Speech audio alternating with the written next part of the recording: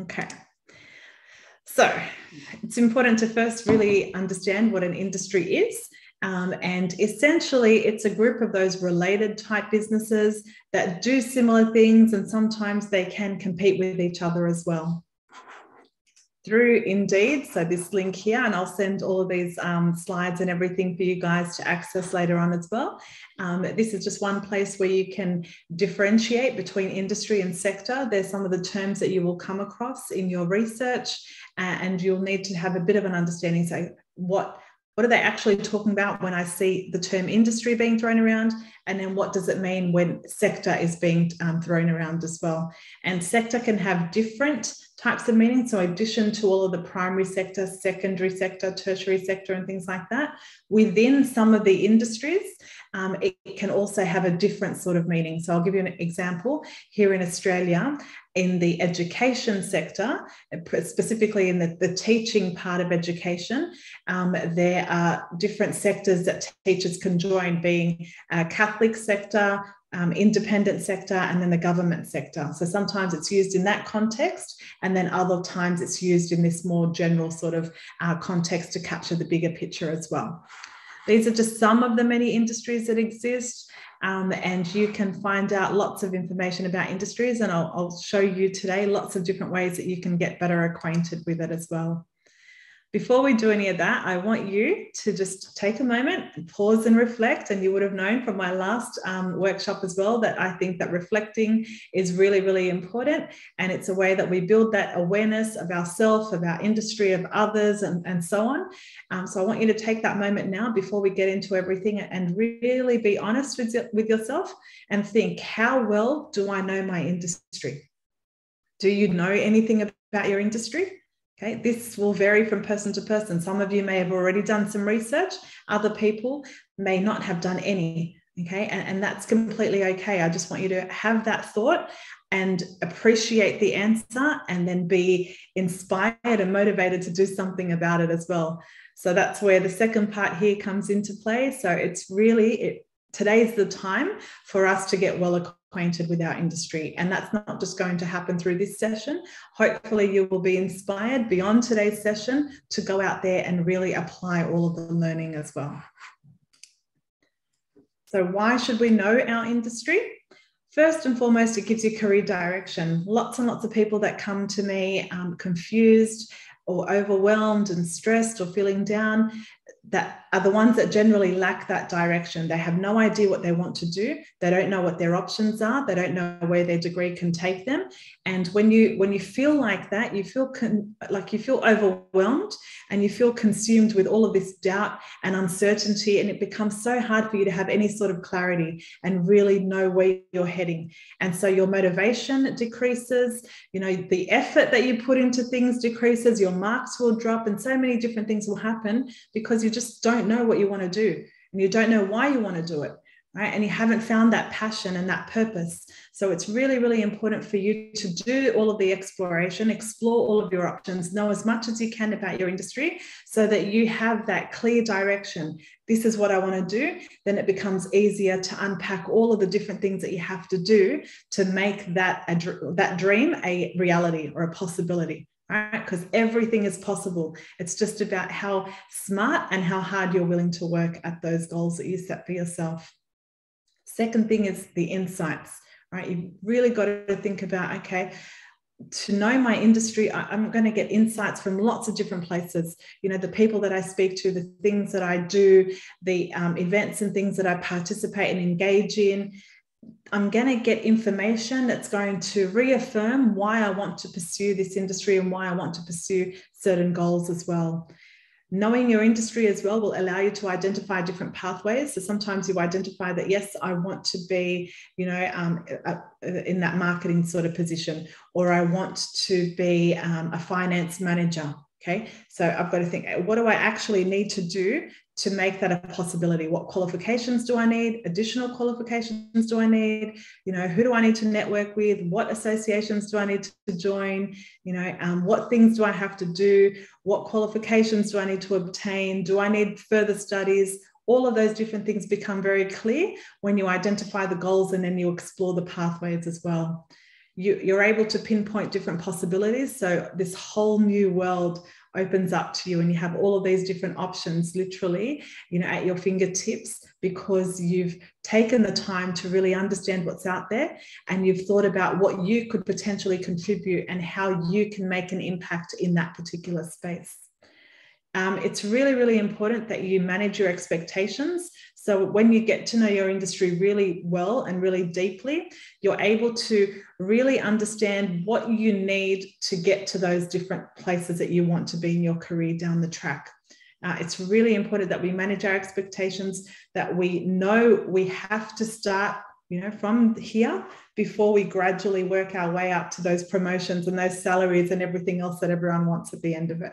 All right, we have to be very realistic and reasonable, and it's about being strategic, getting your foot in the door, and then working towards things, one small goal at a time to get to those bigger goals as well.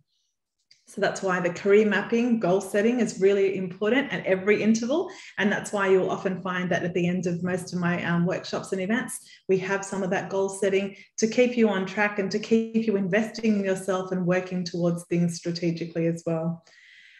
Then the lifelong learning is really, really important. It's so important that you don't just spend some time researching and getting acquainted with your industry now and then full stop, that's it. I know everything that I need to know about marketing, about business, about finance, about whatever it may be. I don't need to do anything else. That's the wrong mindset, the wrong attitude. We don't want that, because there's constantly going to be change. And if we've learned anything from COVID-19, it's that the world can change very, very quickly. So to remain current, to remain employable, we have to keep up with the data, the trends, the growth, the new jobs, all of the different things that are happening, the innovations.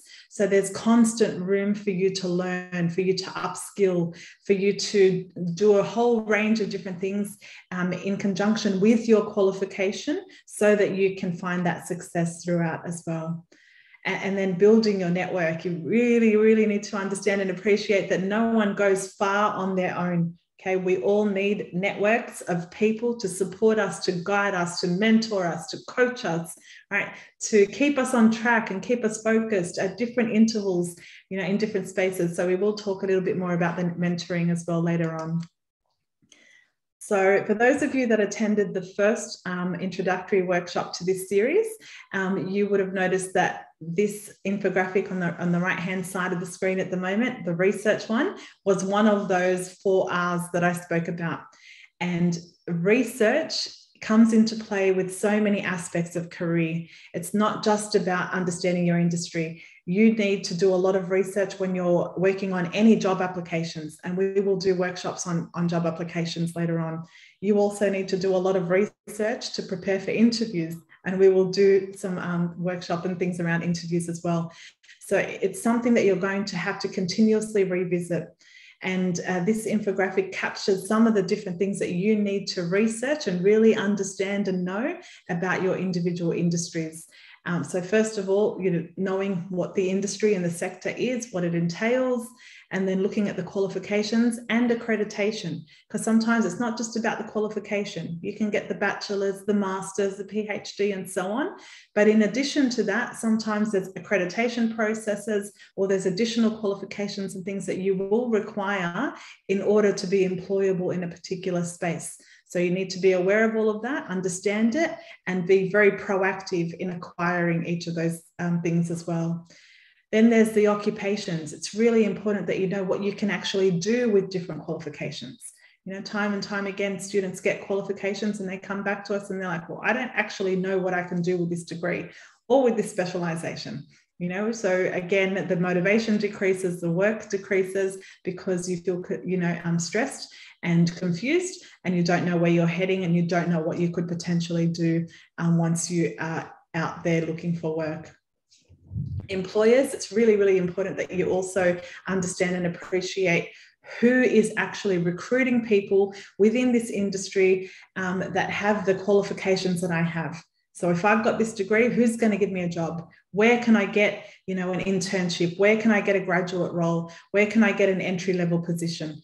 If I don't do that research, then I'm essentially shooting myself in the foot. I'm holding myself back, and I'm not going to know where to apply. I'm not going to know where the jobs are. And that's where the networking comes into play again as well. Job descriptions, you get so much information out of job descriptions. So just taking the time to do job searches is a great way for you to really understand and get to know your industry. And I often tell students to do this early in their career. I don't want you to wait until you're at the final year of your studies and actively looking for a job to then quickly go to a job site like Seek and sit there and look for jobs, and try to find something that's relevant. I want you to start job seeking from today. I'm not telling you to go and apply for jobs. I want you to do the job searches, and I want you to compare them. I want you to look for common themes. First of all, look at who is actually applying. Jot down the different employers. Create a library if you need to. Put them into an Excel sheet and note all of the different potential employers that you could target to get some experience, to network, to learn about different jobs and things like that. And then look at some of the themes and things that pop up in the actual position descriptions or the job descriptions and see what are they all actually asking for? How much experience do they all want? Because everybody wants you to present with experience. What sort of skills are listed in the job descriptions? Because they will want hard and technical skills as well as soft skills from you. And that's another topic that we can explore in the future together as well. And then in addition to all of those different things, look at, any additional qualifications. So are they saying that I need to have CPA or MYOB, or, do I need to be really good at Microsoft Office or anything in particular? All of those different things that you see, jot them down, okay? And then make sure that you're looking back at your notes, at that little library that you've established, to try to see that you can tick off as many of those boxes when it comes to you actually applying for a job in the future. You don't want to wait until the end and then realize, oh no, I should have gained some experience. I should have acquired these skills. My application is not going to be very strong because I can't do all of these things. I can't demonstrate these things now. So how am I going to stand out from the crowd? Okay, we don't want to be put into that position later. We really want to be strategic and forward plan. And really understanding the employees as well, and finding different employees that you can connect with. That's really important, especially when you're getting to that job application phase, and also with your industry research and even interview preparation. You can do this through different ways, and I will talk a little bit more about it later on. But you can be strategic. You can utilize things like LinkedIn. You can look for people working at a particular country that you're interested in. So you may have your heart set on working for PwC or Deloitte or KPMG or something along those lines. And to help you with that, you start connecting with some employees that are actually working in that space, and you do some information gathering interviews, or what we call informational interviews, and you ask them either via Zoom, email exchange, coffee catch up, whatever it may be, about their journey. You learn from their experiences, what worked for them, what didn't work for them, how did they get their job, what do they encourage you to do. Really building all of these connections will give you a wealth of information and really set you up for success in the future as well. So beyond all of that, knowing the industry, we really want to start to understand the industry. And to understand the industry, you really have to research the industry landscape, see what's actually happening in this industry, what's been happening pre-COVID and then during COVID, because as we know, lots of things have changed through COVID, through the pandemic, on a global scale, not just in Vietnam and Australia. Really understand how big your industry is. What are the different sections within that industry under that umbrella, the broader umbrella? How fast is it growing? What are the future trends and growths looking like? Is it on the upward movement, or is it declining, right? Because you don't want to be pursuing something that's been heavily affected by something and that's not looking good for the future, because that will limit your opportunities of finding employment as well. Think about, or research and really understand what actually is taking place within my industry. Are there career shows and fairs and expos and things happening? Are there different industry events that I can attend and go and network with people and learn some more things through? You know, are there opportunities for training beyond my qualification where I can get out there and put extra things on my LinkedIn profile as well as my resume, and really being proactive and strategic in that space? And then we already spoke about COVID, but who are the cohorts? You know, who am I going to be working with in this industry? So we know, for example, within the health industry, there's going to be a lot of work with patients, right? In education, you're going to have a lot of students, you know, different types of students, different age groups of students. And then in the business sort of landscape, there's going to be a lot of customers, right, and clients. So there's going to be a lot of that customer service and that negotiation and a lot of those, you know, essential communication skills at play. What jobs and roles could you potentially do within the industry? And also, what projects exist? So again, if you have your heart set on working for particular organizations, go out there and look at what are they actually working on. You know, what have they done? Stalk them. Look at their social media profiles. Look at their the different pages. So not just on LinkedIn, Facebook, wherever they have a presence. Look at their websites. Look at the galleries. Look at things that they support, that they encourage, that they, you know, do, and see whether that resonates with you, whether that excites you or not. And I think it's really important for you to all think about your destination. I understand that you're all in Vietnam at the moment, but I also know from my many interactions with students in Vietnam from stage 2, that not all students have the intention to stay in Vietnam. Some are, you know, quite keen and have their heart set on venturing out and flying to Australia and spending either some short period of time here or a long period of time here. And others, you know, have their heart set on going to other parts of the world and exploring different possibilities therein. So this, again, will vary from person to person, and there's no right or wrong. You know, there's nothing that's going to be better than the other. Everybody has their own life and their own goals and visions and things to pursue. But I do want you to take some time and think, both short term and long term, where do I actually see myself working and studying, and then research accordingly. Okay, because although a lot of the information and jobs and things are universal, some of the job applications, the interview processes and different things can be different, right? So you need to acquaint yourself with the local market, the local professional associations, the local employers, and so on and so forth. So if you are planning to come to Australia, you want to direct a lot of your research to Australian sites, for example. And if you have no intention of going anywhere, then you want all of your time and energy to be invested predominantly in researching things in Vietnam. So how do we gain information to really understand our industry? There's a whole range of different things. There's websites, and everybody has access to websites. All you need is internet connection. You can do so on any device, right? And you don't just have to be sitting at a desktop or on your Mac or, you know, a laptop or anything like that to be doing some of this research and information. You can do this, you know, as you're commuting from place to place, you know, or you're hanging out, or you're waiting for some friends to turn up, or whatever it may be. Just get yourself in the habit of researching, getting to know as much as you can about your industry, about the sector, about, you know, employers, and so on and so forth. Social media is a fantastic tool as well. It's one of those things that can be utilized for good or for bad, but we want to utilize it in a very positive way. And you can absolutely utilize it for your career development.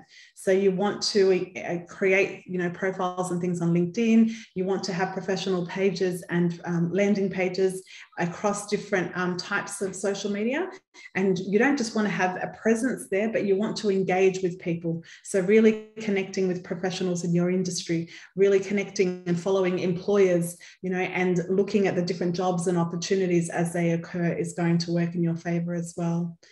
Looking at annual reports. So again, targeting different companies within your industry and looking and accessing, not just looking at accessing, but downloading and reading through their annual reports will give you heaps of information.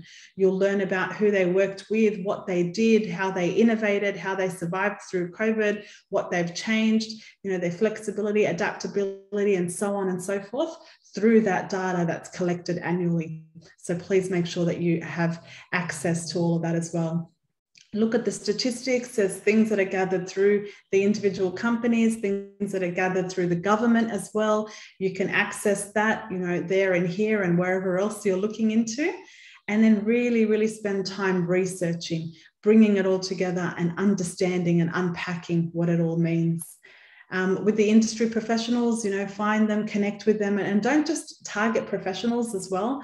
Even start thinking about, okay, graduates, people that have graduated, from your degree, from your university, alumni, target alumni, that are working in a similar role that you're hoping to pursue. Let them be your bridge of connection and your support or your mentor or your coach to help you to follow in their successful footsteps as well. And then you've got things like professional associations, which we absolutely want you to join. There are so many professional associations globally, and every country has different professional associations. So again, think back to your individual goals and your destination. If you are hoping to stay in Vietnam, then start exploring the professional associations that exist in Vietnam that align with your career goals. If somewhere else, explore the different professional associations in that space, and make sure that you really research the professional associations as well. Please don't just go to the first one and click join. Okay, some of them have a fee, some of them are free, but most of them have a fee, and usually the fees for students are less. So you want to really make that informed decision. You want to compare them, look at the member benefits section on each of the different websites, and then beyond all of that, so the perks and the things that you're going to get out of being a member, go to their social media platforms as well and see how many people are following them, how many people are part of this network, how often are they engaging, what sort of material are they engaging, and make that holistic, informed approach as to which one or two initially could be the ones that you join. And then you can also join others as you go along as well. You can also join global associations. So, you might be interested in the stock market and imports and exports and things like that. So in that sort of instance, it might be wise not just to join local professional associations, but also be part of that global community so that you know what's happening in that space and so that you can keep up with all of the information therein. And then when you join the professional associations, you'll have access to exclusive jobs that they'll tell only members about. They'll tell you about internships. They'll tell you about lots of different events that you can attend either virtually or face-to-face. And you can go and network there. You'll be able to find coaches and mentors and people to guide you and support you. You can conduct informational interviews through people. So there's heaps and heaps of perks of being part of that professional community. In addition to all of that as well, the professional associations really help you to remain current. So what happens is we get a degree and, we get excited, we have our graduation, and move on in the world, but things change, right? There's always new research. There's always new ways of doing things.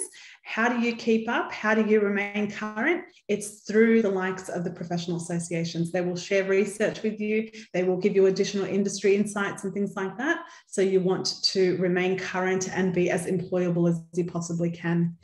And then network. I won't go into that here because there's another slide on networking later on.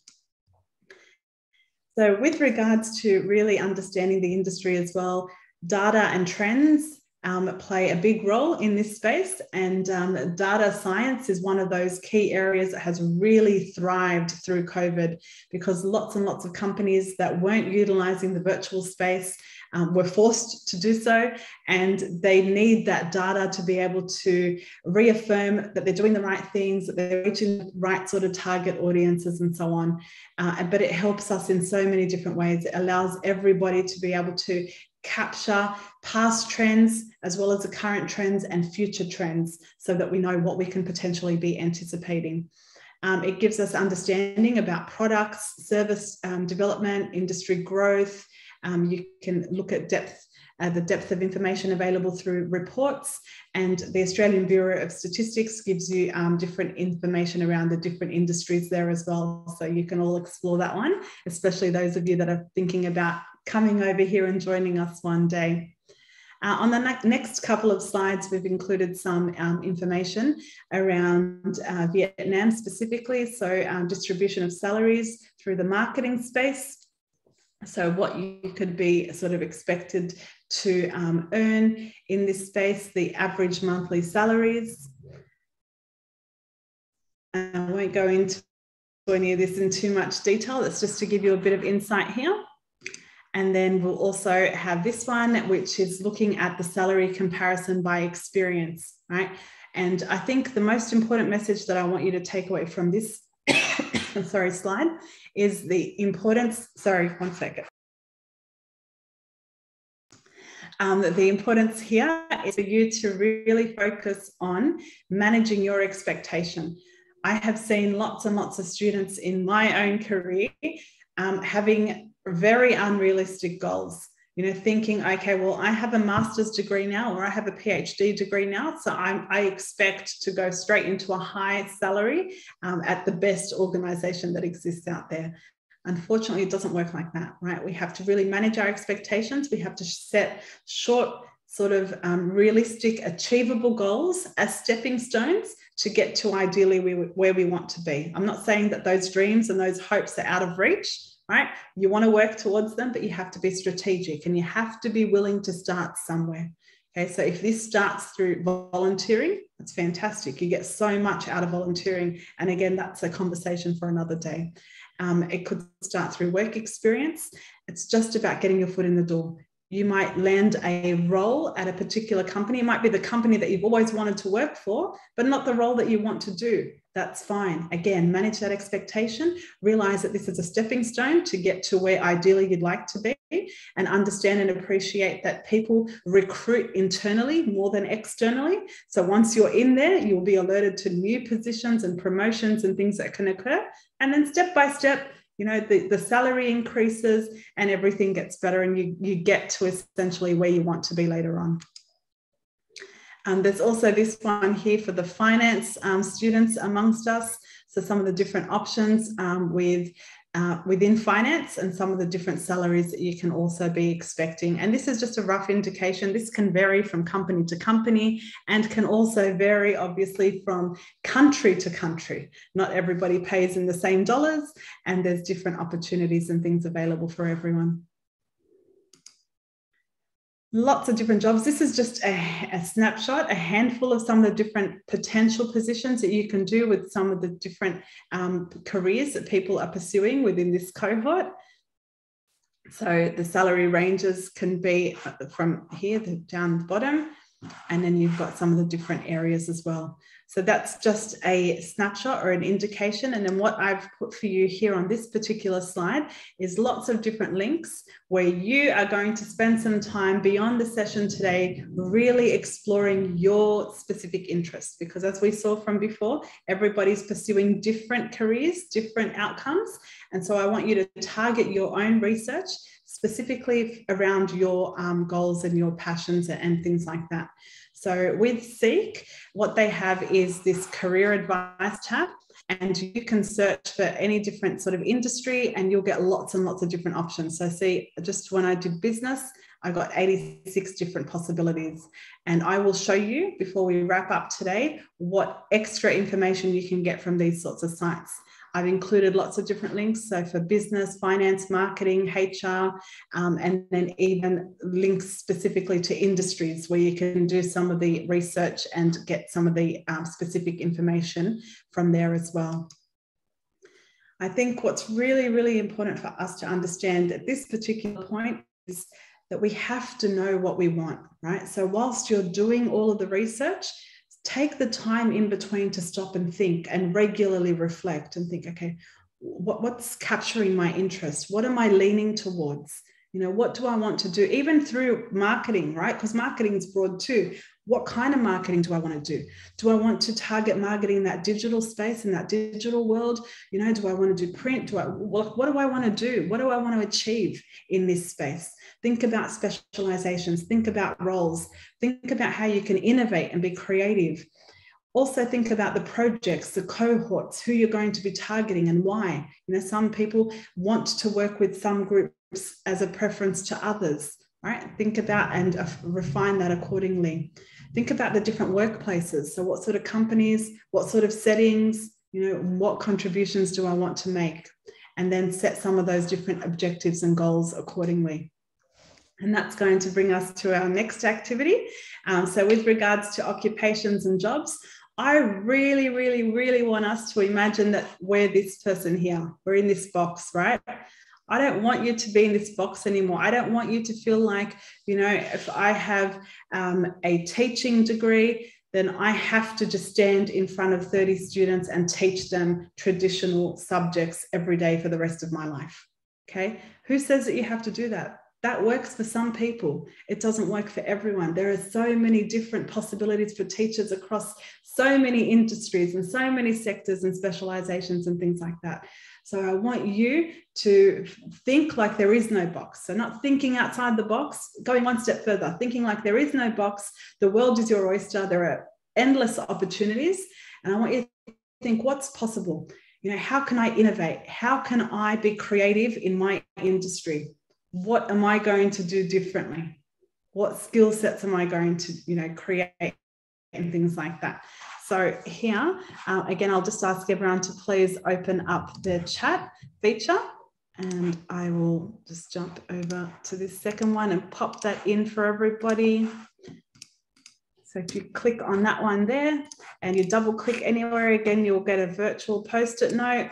And again, thinking outside the box. So I don't want you to just tell me that I want to be a finance manager or I want to work in marketing. What do you want to market? How are you going to be innovative? How are you going to be creative?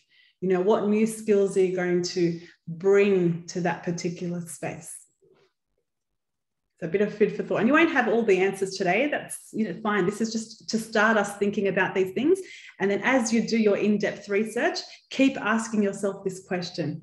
What unique skills am I going to bring? How am I going to be adaptable? How am I going to allow myself to be employable by stepping away from the crowd and really allowing myself to stand out in a unique way and innovate and create and think of things that other people aren't doing? How am I going to be an entrepreneur, for example?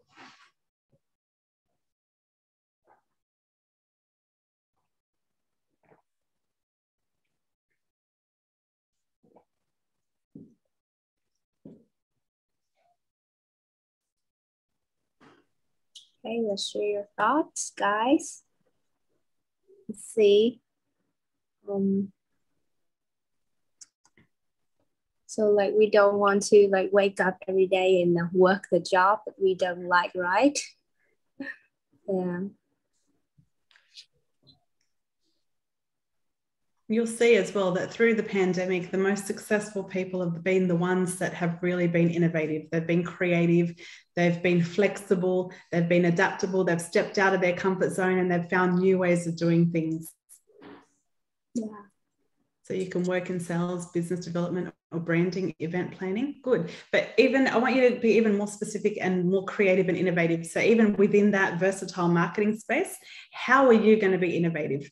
When it comes to business development and branding or event planning, what new things are you hoping to do? And are you going to upskill in different ways? So some people, for example, have taken the time through the pandemic to upskill with their digital skills, and they've really strengthened their ability to create vlogs as well as create infographics and things like that for different purposes. So that really aligns nicely with marketing and will allow you to be able to be very adaptable and flexible and versatile in that sort of space too. So really thinking, what additional skills can I draw upon? How can I train myself? How can I obtain additional qualifications and things to allow myself to be more employable than all of the other people sitting next to me competing for similar positions?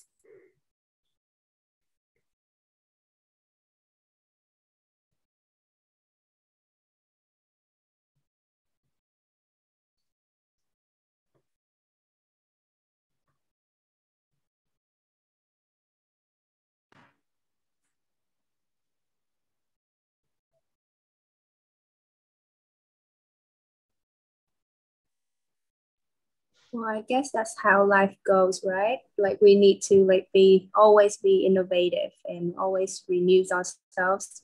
Like I believe the key point here is what values can we bring to the firms and the industry that we are into, right?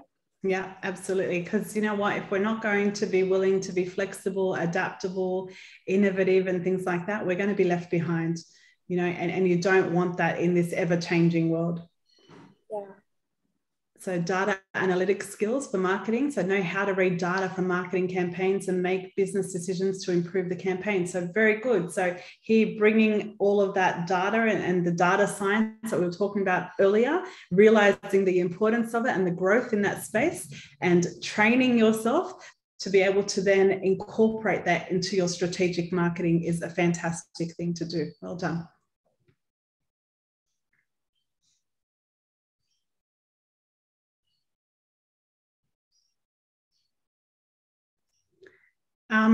So I can't really say whether that's going to be a good thing for you to do. I don't think that getting any one little thing on the side is going to be enough. You're going to need to continuously upskill. So you'll find that there are things that you can do through LinkedIn Learning. There are other, virtual internships. There are other training events and things that you can attend through professional associations. It's going to be a range of different things that you do, not just one little skill or short qualification that's going to allow you to sort of thrive in that space. So think about the lifelong learning, and at different intervals, how can I continuously upskill? How can I continuously be kept in the loop and innovate and think about new things that I could potentially bring to the table wherever I get employed?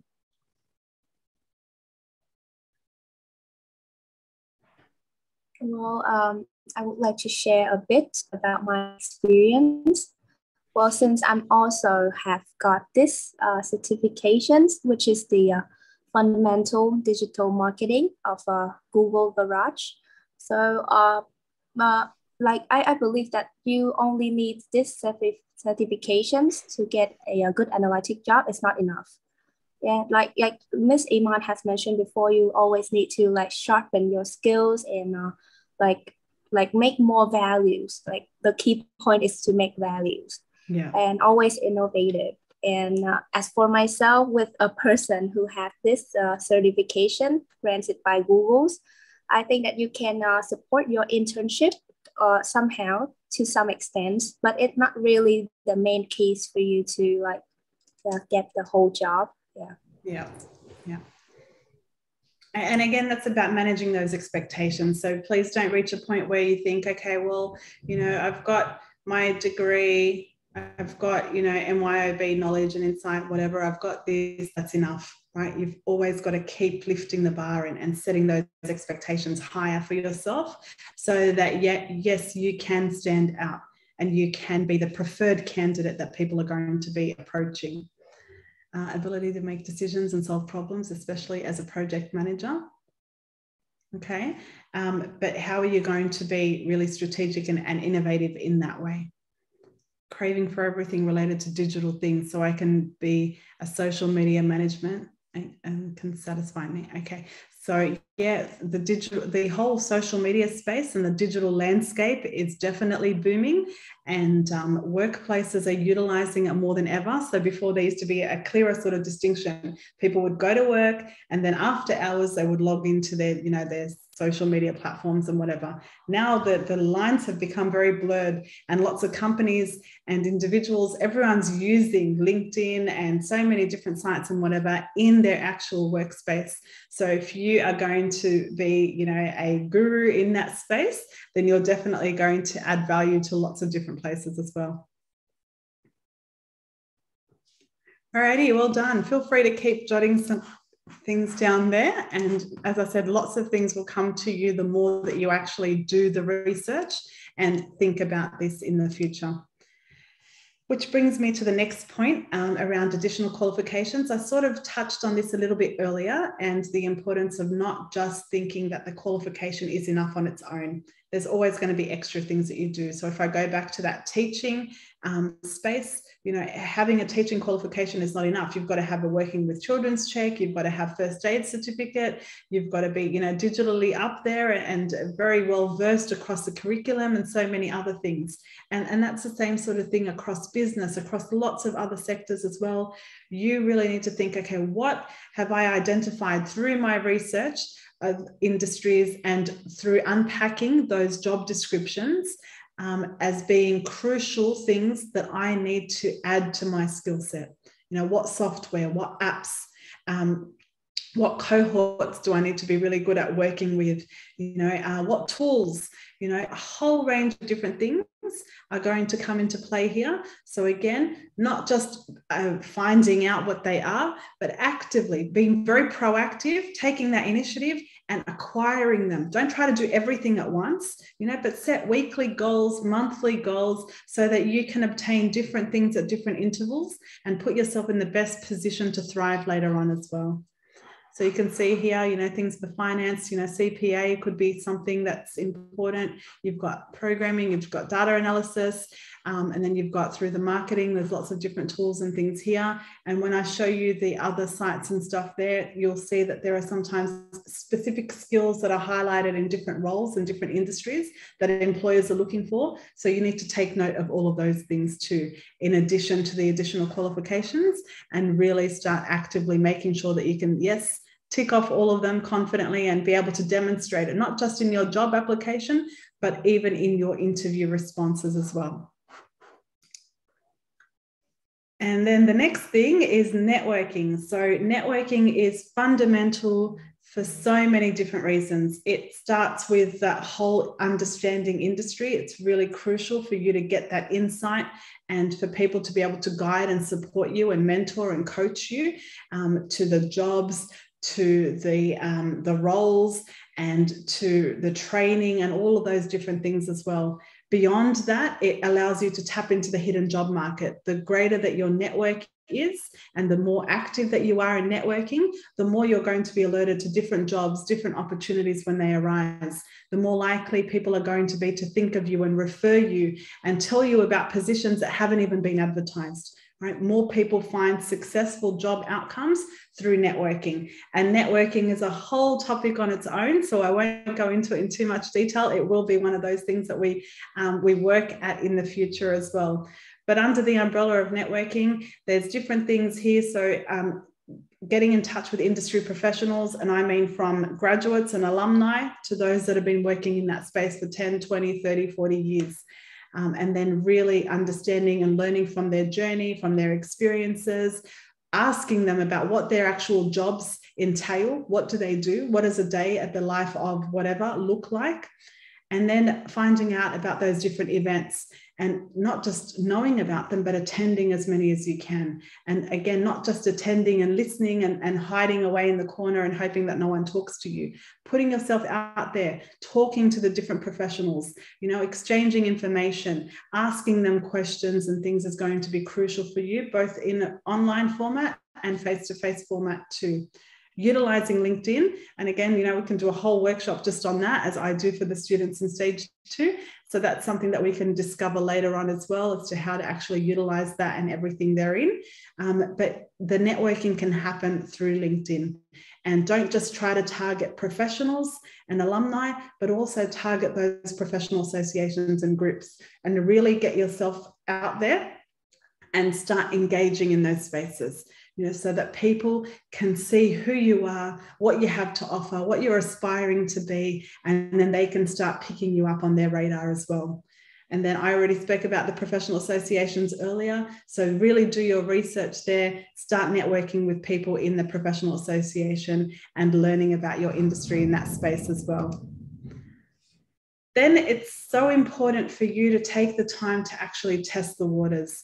And I can say that I did this. I'll give you a personal example. You know, I've tested the waters many ways in different stages of my career. But I remember way back when I was in high school, or even earlier than that, one of my lifelong dreams was to be a pediatrician.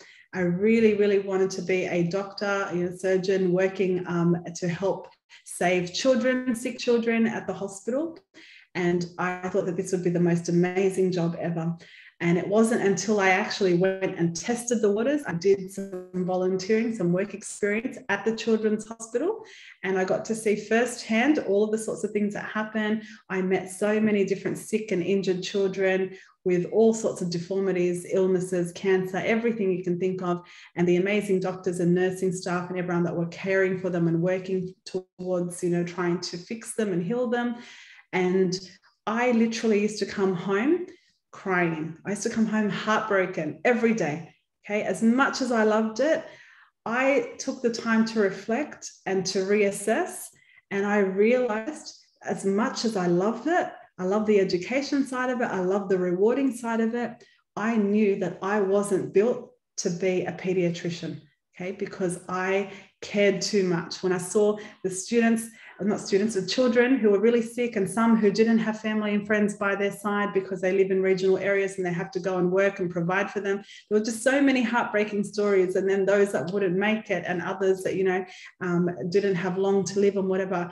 I knew that I was going to find it very, very hard to switch off, right? And I knew that I needed to be a lot stronger to be able to survive in this sort of industry. So I had to be honest with myself, I had to be authentic, and I had to learn from my experience and then set some different goals accordingly. I knew that there were lots of other avenues by which I could help people and inspire and support and make a difference, but I knew that unfortunately this wasn't going to be the right career path for me.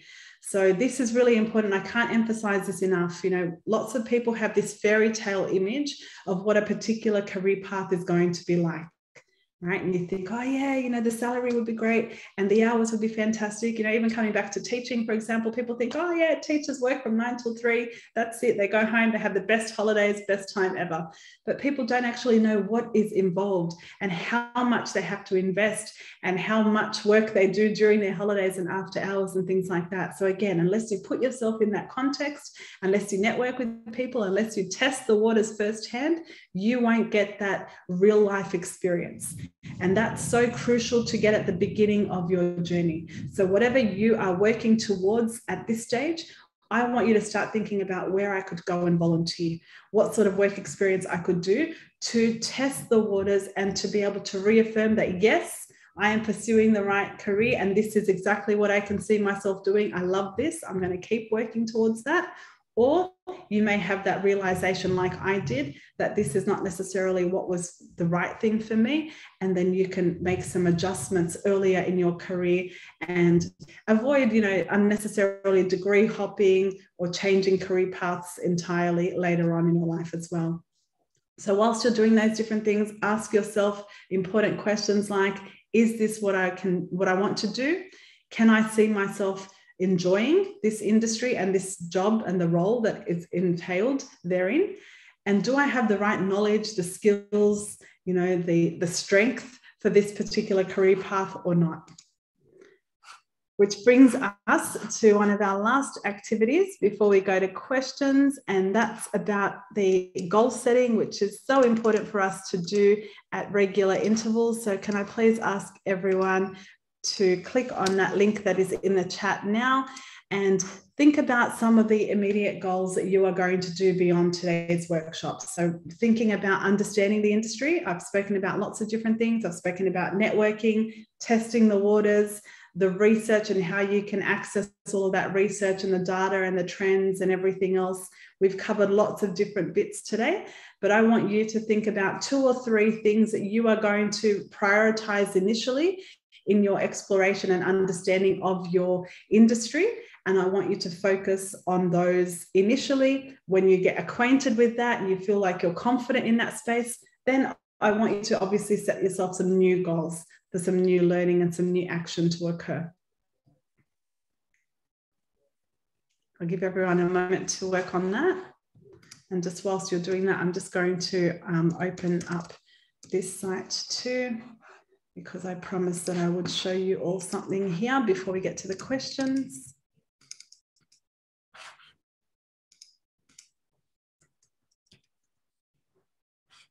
So just while you're popping your answers in there, or your goals in there anonymously, when you come to sites like this one and all the others that are included for you, you'll be able to see a whole range of different options. So you can see business analyst, there's lots of different things here. If I typed in finance, I'd get different options and whatever as well. But then what I wanted to alert you to is when you actually click on them, you get even more information. Okay, and although this is set to Australia, there's a lot of universal information that you can get from here as well about the roles, the task and the job itself. So obviously the salary may vary and the growth may vary from place to place, but you can access some of that other information elsewhere too. But what it shows me here is how many jobs are currently being advertised just on Seek, so just through this site, for business analysts. It tells me about the growth, the entry-level salary in Australian dollars, what it's like to be a business analyst, so I can start to get a sense of it before I go out there and I network and do all of those other things with people. And then it tells me about the tasks and duties. So what would I actually be doing as a business analyst? Right? If I don't know what it is, this will give me some more insight in that space. What can I earn as a business analyst? So these are the different states and territories in Australia. You can compare here if you were forward thinking about, trying to come here at some particular point. This is where you can start to do some of that job searching that I spoke about doing early. So really looking at different jobs, both here in Australia as well as in Vietnam or globally, and just looking for those common trends and themes. What sort of things are they looking for? What skills are being highlighted? What additional qualifications will I need? And jotting them down and making a note of who the actual employers and things are as well. If you're pursuing something that you haven't started studying right yet or just yet, you can find out how to actually. It tells you about the study that you would be required to do. You could explore the related qualifications. And then in addition to all of that, sorry, allergies today really give me a hard time. But then here you can explore the related qualifications. So look at, bachelor's, or perhaps you're going to do your bachelor's back home and you're thinking of coming out here to do a master's in something. You can compare the different institutions. You can look at their handbooks. You can look at what you'd potentially be studying, where, how, and things like that. And then this is a section that I mentioned earlier where it tells you the specific skills and experience that employers are looking for. So this is important because it varies from industry to industry and sector to sector. Some of the sections around soft skills, everybody wants you to be a strong or effective communicator or team player and things like that. But then there'll be extra things that are unique to that particular role. So you need to look at that and then assess and think, okay, which of these could I actually demonstrate that I have? What don't I know about? What don't I have? And then set them as some of your priorities as you work through them later on as well. It also shows you some different ways that you can upskill, some different sorts of courses and things that you can do on the side to get some additional qualifications and to strengthen your resume and cover letter as well as your profile. And then here, this section I love as well, because just as I said earlier about networking and also doing those informational interviews with professionals, this gives you insight too, because this is a rating, so the star ratings provided by business analysts. Okay, not teachers, not nurses, business analysts, about whether they are satisfied with their role, the job security, the work-life balance, the pay, salary, so on. But then beyond this, what I love as well, and we'll get to that in just a moment, that you've got all the different hours that you can expect, the projected growth, job opportunities. This section here is great too, because it takes that star rating one step further.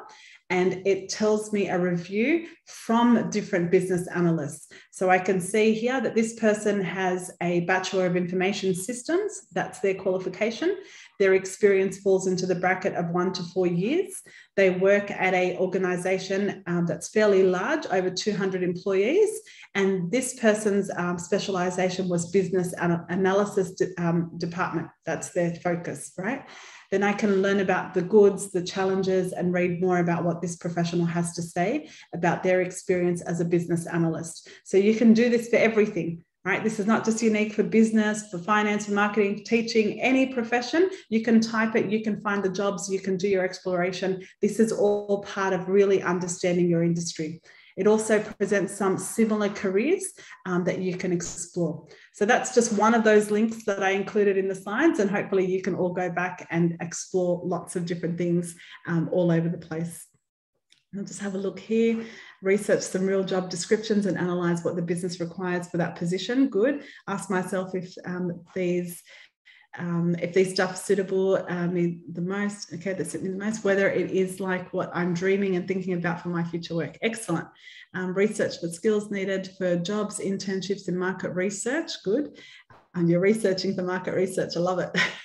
But I do really love to study human psychology. So enrolling in courses in that field is also helpful. Good. So that realization, you know, of what else can help me to thrive in that space. Also, I plan to be a psychotherapist one day in the future. So I believe this is a good place to start. Good.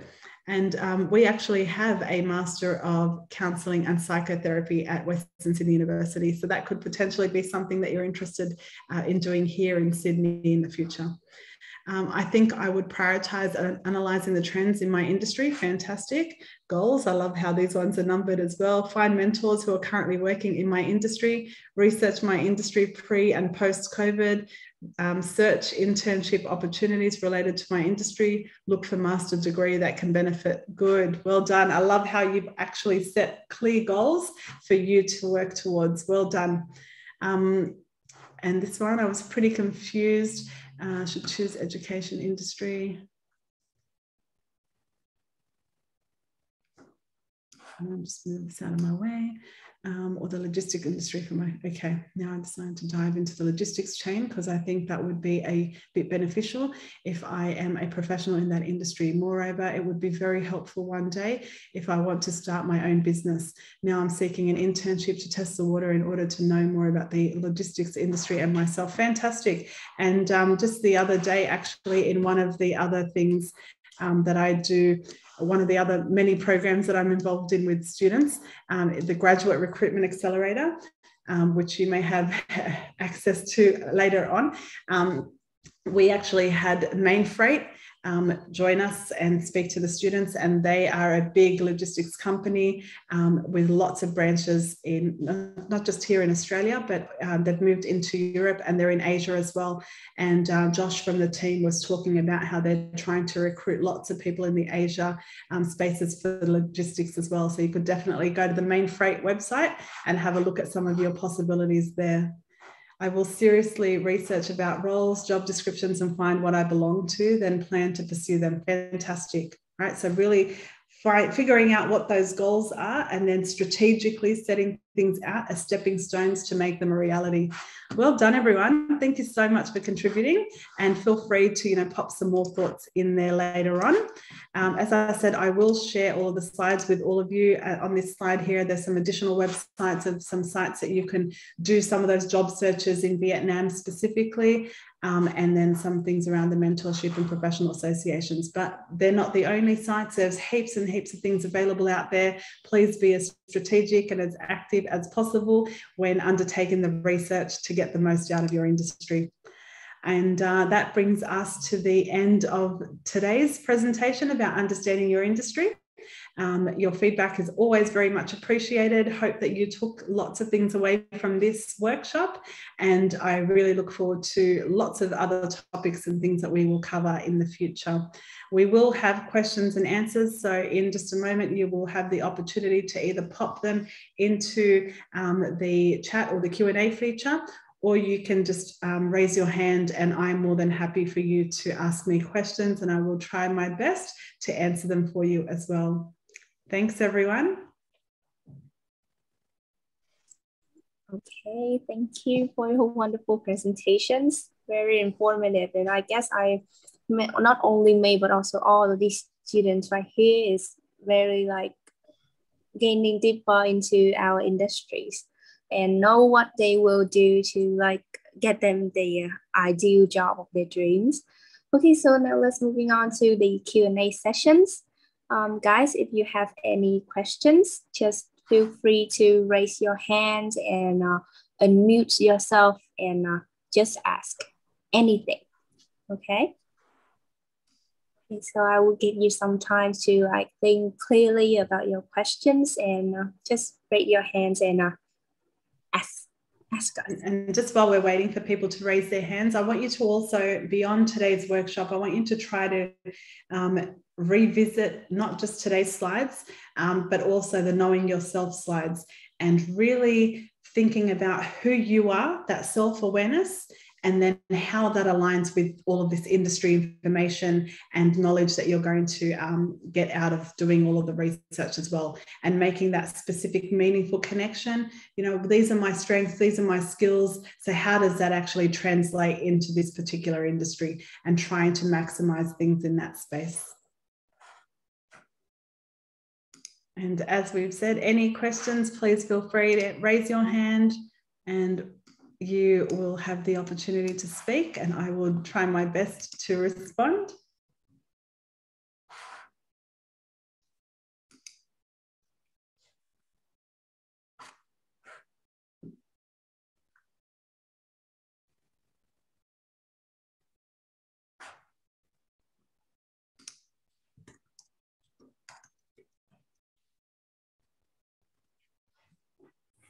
Hello, I have a question. Firstly, thank you so much for giving us your time and allowing us to know the valuable information. So my question is that, which field people with international business degree usually work, and what career opportunity does this major have? Yeah, based on your experience or maybe your environment. Yeah. Can you give me some suggestion related to this? Yeah, so again, it's not a black and white answer. You're very welcome, firstly, for everything that you were thanking me for. But yeah, it's not a very black and white answer, right? Because a lot of these business degrees, science degrees, art degrees, they give you lots of knowledge, lots of insight, and lots of possibilities. But what they also allow you to do is to really explore where you want that qualification to take you. And so international business is no different. It's not like there's one particular outcome that I have to pursue, you know, because I've done this. Like, I don't have to. I mean, some people choose to go into imports and exports, you know, or the share market, stock market, and things like that. Like, they want to go into that sort of space where there can be global, universal connections between countries and things like that. But that's not the only thing that you can pursue. So what I would do is not just focus on the international business side, but, you know, do lots of research within business specifically and identify areas of interest. And don't just identify those areas of interest and research them, but go and test the waters. So volunteer with people working in some of those spaces. And, you know, it could be people working in importing and exporting and things as well. And see, you know, does that resonate with me? Like, do I actually like this?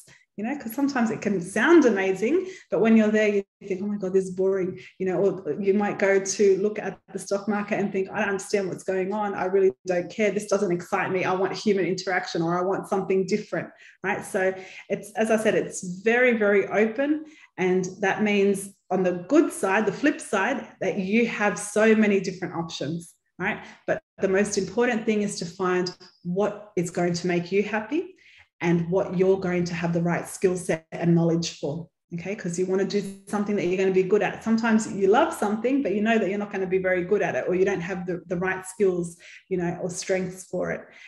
So really being honest with yourself after all of that research, and also networking with people. It's so, so important, you know. So even looking at people that have obtained a similar qualification from you. So looking at Facebook, there's lots of different ways, not Facebook, sorry, LinkedIn. So there's lots of different ways that you can search for people, for employers and whatever. So you may search for people who have finished the same qualification and look at what they're working, where they're working, who are they working for? Okay, and then send meaningful connection requests, have some informational interviews with them, either via Zoom or something along those lines, and ask them about their journey, ask them about their role. What do you actually do? What does a day at your workplace look like? And see, you know, does that sound boring to you? Or does that sound exciting to you? And then make a list of all of the possibilities that are exciting and start focusing more of your attention on those roles, and then really trying to get as much experience in that space as possible. Hopefully that helps you. So like I said, it's not a black and white, you know, and responses to, okay, you do that and you go. Like, for example, with nursing, you get the qualification and everybody knows at the end of it, they want to be a nurse, right? It's just a matter of, where are you going to work? Are you going to work at a medical center or at a hospital? But with things like international business and so many other qualifications, you have so many possibilities and options. So it comes back to you. The ball is in your court. It's up to you to explore those options and then to pursue the ones that you think are going to be best for you as well. And doing lots of those job searches as well. So looking at different job searches, looking at companies, looking at position descriptions, looking at the tasks, the roles, what are they going to be doing? All of that is going to help you either look at it and think, well, no, this is not what I want to do, or yeah, I can do this, it sounds good, and then help you in that space. So hopefully that helps provide some information. Yes, thank you so much. You're very welcome.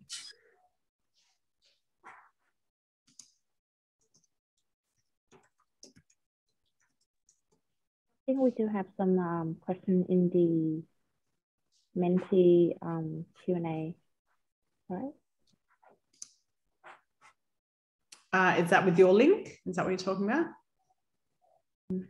Yeah, so I think I saw some of the links that they sent. There's some question in there. Okay, I'll stop sharing. And if you guys want to share and alert me to some of those questions, that would be great.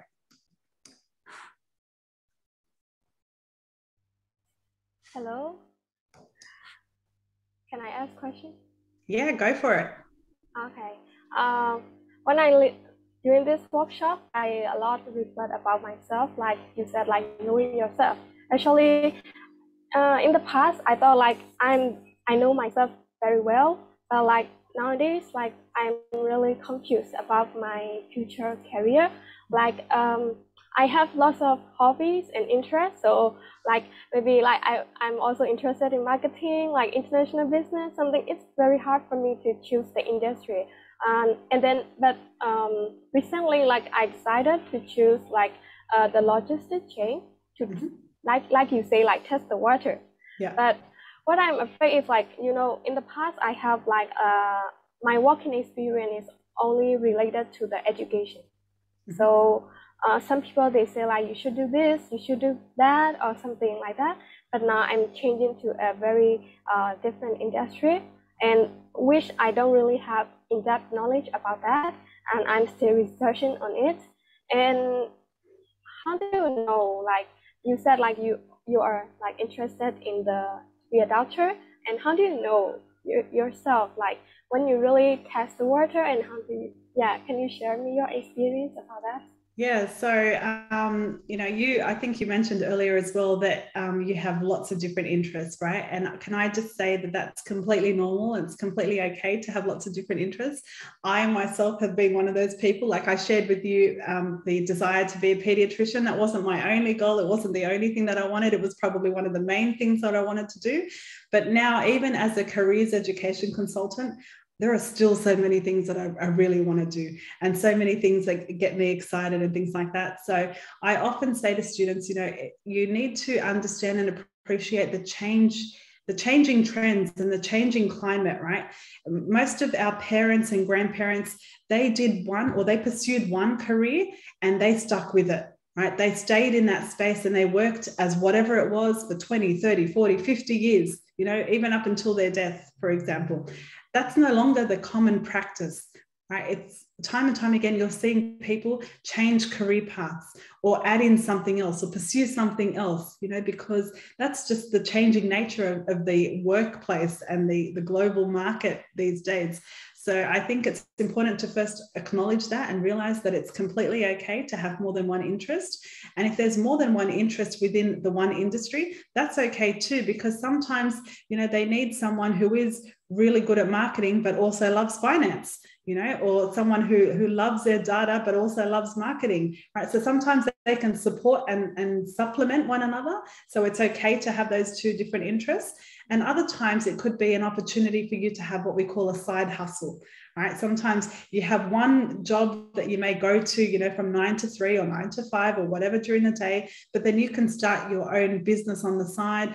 You can be an entrepreneur and you can make money freelancing or doing something and still utilizing that other skill or that other interest that you have, right? So I think my main message here is never to limit yourself.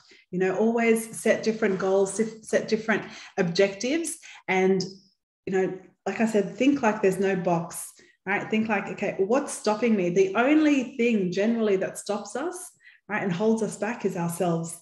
Okay. And a lot of the time that's because of fear, because we're afraid to step out of our comfort zone. We'd rather stay here where it's comfortable, you know, where everything is okay, it's safer, right? But if we don't step out into the unknown, if we don't take those risks, we're never going to have a taste of the different rewards that are out there. And we're never going to know what our true calling is and what we really get excited about and what we're really good at.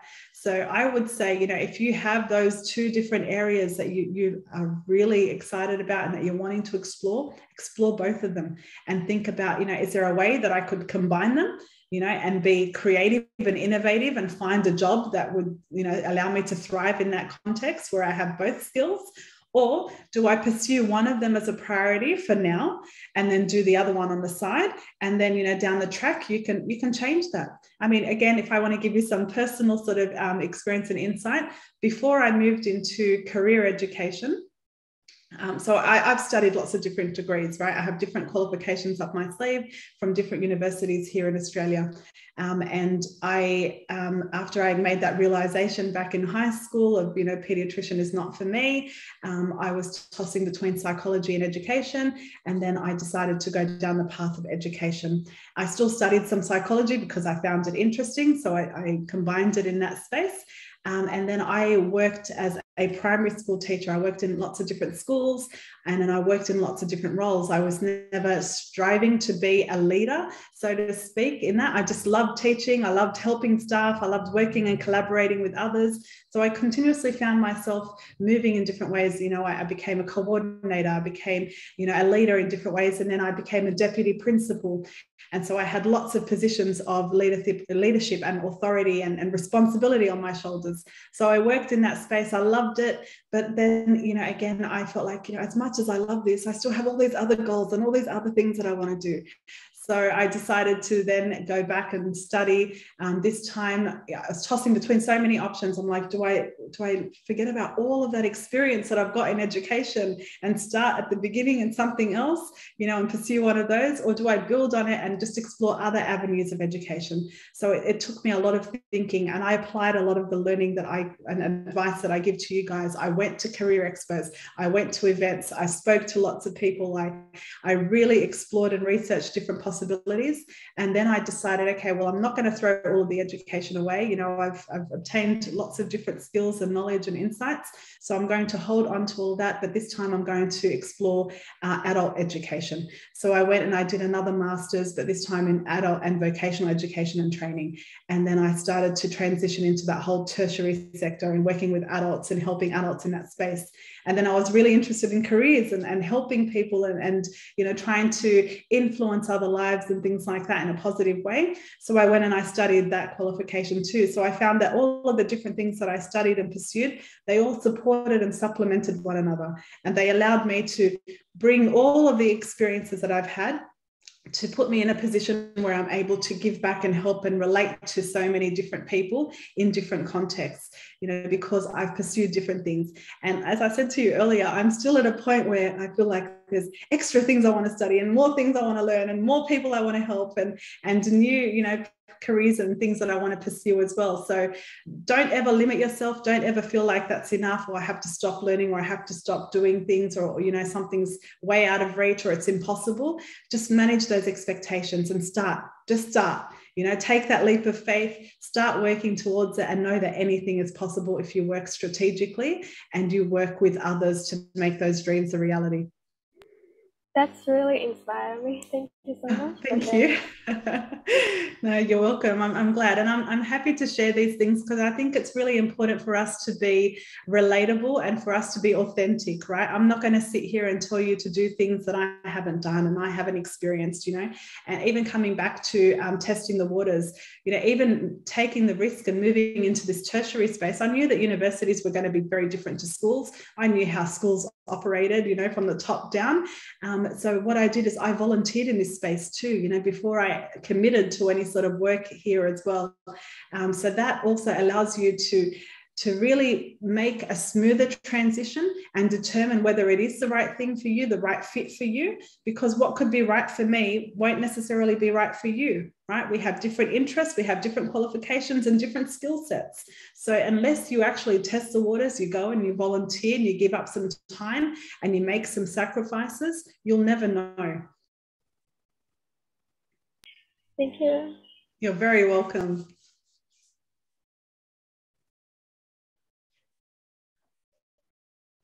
Any other questions from anyone?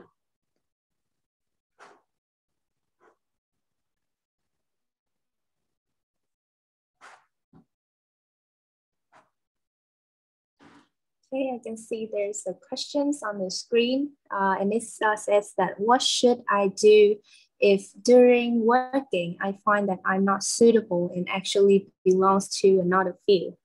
Yeah, so this comes back again to the point that I just made now. You don't want to be making this discovery after 4, 5, 6 years of study, right? You want to be realizing this very early on. So that's why I really encourage you to be strategic, go out and volunteer in a particular space, and then determine whether it is the right fit for you or not. If you haven't done that and you're already well into your qualification, you're already working in that space and you have this realization, then I think one of the best bits of advice that I can give you is to really focus on the positives. Think about the transferable skills that you've still gained from that experience, what you've learned, what you've acquired, what you've done, and then think, okay, well, this is just going to direct me to something else, something more suitable.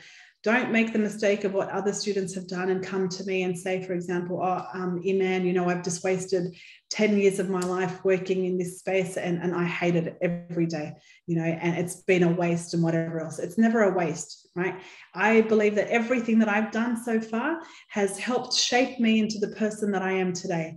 The good times, the tough times, the obstacles, the studies, everything contributes to molding you into the person that you become in your career and things like that. So this is part of your journey. It's part of your development, your growth. Take the good from it. But then before you jump into the next thing straight away blindly, stop and make sure you do your research, do everything that we spoke about today, and then make an informed decision and then pursue a new path that you will be happier with. Okay, that's really, really important. The last thing that I want any of you to do is to just go degree hopping. And I see students do this as well. They'll start doing something for a semester, they hate it, their grades aren't great, then they transfer to something else because they just want to see if that's okay. Without doing research, they just hop from degree to degree to degree and then spend all of this money unnecessarily. Right? So take the time to do the research, to connect with people, to test the waters. All of those things are going to lead you to exactly where you should be. Okay, that's right. Okay, so about next questions. Let's see. Okay, so where can I find a mentor who is comfortably guides and trains me? Yeah, so we'll do some workshops and things around networking and things later on as well, but some advice around finding mentors and coaches. There's different avenues for that. So one of them is through those professional associations. So once you join the professional associations, you'll meet different people virtually and face-to-face, and then you'll naturally find that you connect with some people, or that some people inspire you or motivate you, and you like what you hear or see through them. So they can be some of the mentors or coaches that you choose to guide you in that sort of context. Or it could be via things or platforms like LinkedIn, right? So after you've started to connect with different professionals through groups or individually, and you see, you know, what they stand for, what they are good at, what they're working on and whatever, and those things that again resonate with you, those people could potentially become your mentors and your coaches through that space too. So it can be through that virtual space as well as that face-to-face space. And you want to choose people who have similar interests, similar experiences, and people who are going to ideally guide you, support you, and bring the best out of you as well, and encourage you and push you a little bit out of your comfort zone so that you can make or reach your full potential. Wow, it's very so inspiring. Yeah, and I guess finding a mentor is one of the most concerned problems for the students as well. Yeah, and I hope they will find one. Yeah, and the thing is here again, if I go back to my comment earlier about, you know, no risk, no reward, the same sort of thing with mentoring and coaching. You know, if you're going to go to events and you're going to sit in the corner and just hope to be invisible and hope that no one talks to you and whatever, that's only going to work against you. It's not going to work in your favor. You have to build your confidence. You have to be willing to step out of that comfort zone and start mingling with people, getting to know people. You need to have conversations.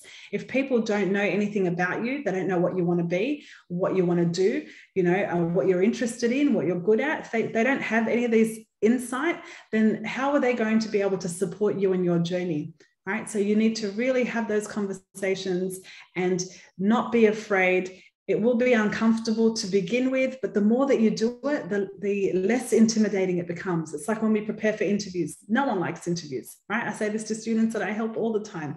But the more that we prepare and the more that we practice and the better that we get at thinking on the spot and giving strong answers, the less intimidating it becomes because of that investment that you've put in it. So same sort of thing with mentoring and coaching. You have to be willing to face your fears, step out of your comfort zone, have conversations with different people in person and via, you know, LinkedIn or email or whatever else it may be, and really finding people that can support and guide you, you know, because people love to give back as well. And sometimes, you know, you may not get a response from someone. They may not be in a particular space or the right kind of space to be able to support and guide you.